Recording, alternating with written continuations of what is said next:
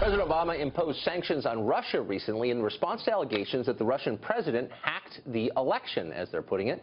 Not all Republicans disagreed with that. In fact, some said President Obama didn't go far enough with those sanctions. That group includes Arkansas Senator Tom Cotton, a member of the Senate Intelligence and Armed Services Committees. He joins us now from the Russell Rotunda in the U.S. Capitol. Senator, thanks a lot for joining us. Thanks for having me, Tucker. Happy New Year to you and your viewers. Thank you. Happy New Year to you. So the president imposed these sanctions and expelled those 35 Russian diplomats in part because he believed what a lot of people in Washington believe, which is that Vladimir Putin weighed in order to help President-elect Trump get elected. And yet we're hearing now from people who would know that that's not a certainty. So here is the chairman of the House Permanent Select Committee on Intelligence yesterday. He said, and I'm quoting, "There's no proof we have from intelligence sources I've seen that show the Russians are directly trying to help Trump." Then this morning, Jim Woolsey, the former CIA director, said this morning that it's not at all clear that Russia did this, and if it did, that it acted alone. So my question is simple. Do we know enough to act in the way we have with Russia to impose these sanctions and expel the diplomats? Tucker, I don't think we know enough yet about exactly what happened with the hacking of the DNC and the dissemination of those emails. Now, I have called for a long time for us to take a firmer line with Russia. So while I think the president took some good initial steps last week, it's not specifically about the hacking of the DNC.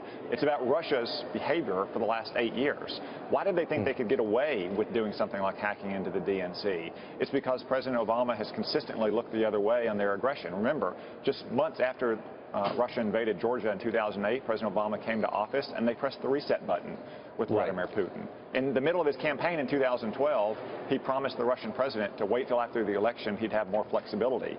And then when Mitt Romney called Russia one of our #1 geopolitical adversaries, he laughed and mocked him in a debate. All these things are reasons why Vladimir Putin thinks he can get away with acting contrary to the U.S. interests. He ought not, or Russia ought not to have hacked into the DNC. They ought to pay a price for that, a stiffer price than they have. However, if you were to make a list of Russia's crimes and transgressions against the United States and our interests over the last 8 years, that would be way down the list.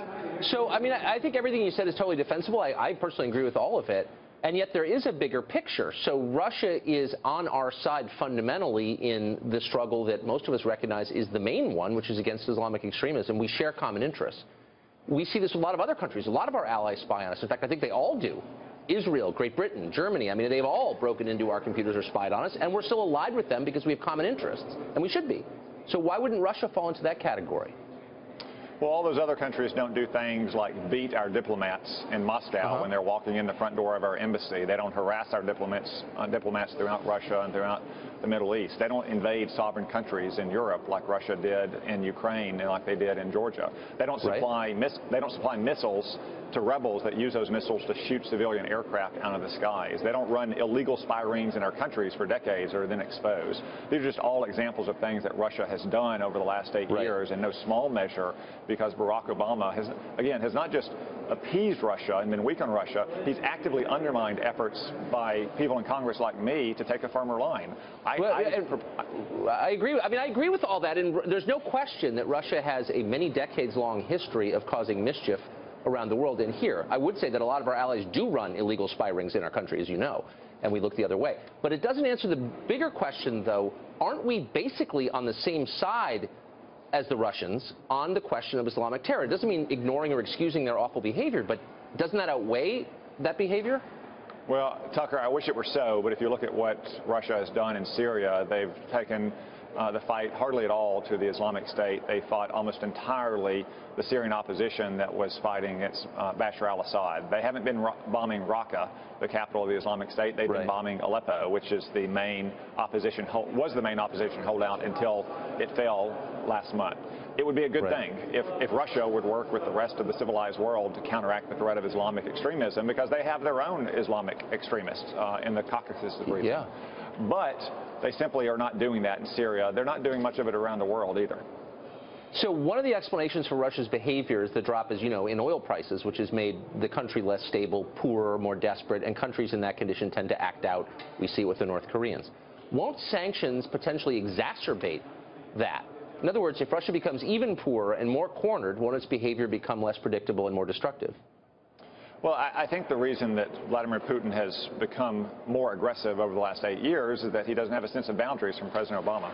You know, this goes back 5 years to his election as president for a third term after he had stepped aside for 4 years and become prime minister. Throughout the 2000s, he enjoyed an oil boom, and that was good for the Russian economy. But over the last 5 years, in his third term, he's had to whip up a nationalist frenzy in Russia. That goes far back before the sanctions related to Ukraine. It goes back before the sanctions that President Obama imposed last week. What we need with Vladimir Putin is a new sense of boundaries. We need to impose new boundaries, and we need to impose cost when he crosses those boundaries. This is something that Ronald Reagan did. Ronald Reagan made the moral case against totalitarian communism in the Soviet Union, but he also did some fundamental things to change the strategic equation, like rebuilding our military, like deploying intermediate-range missiles to Europe. Right. Donald Trump promised us to do those exact same things. In fact, he promised them in the campaign to rebuild our military and to upgrade our nuclear arsenal and to build missile defenses. Hillary Clinton is the one that was promising policies in the campaign that actually would have emboldened Russia and given them even more strategic advantage. But I mean, Trump's out there basically saying nice things about Vladimir Putin on Twitter as an avowed, opponent of Putin, someone who thinks that sanctions should be even tougher. Does that bother you? Well, I think Donald Trump views Russia and China and most other countries fundamentally from an American standpoint that we need to have a firmer line. We need to represent American interests. That's why he often uses the phrase America first.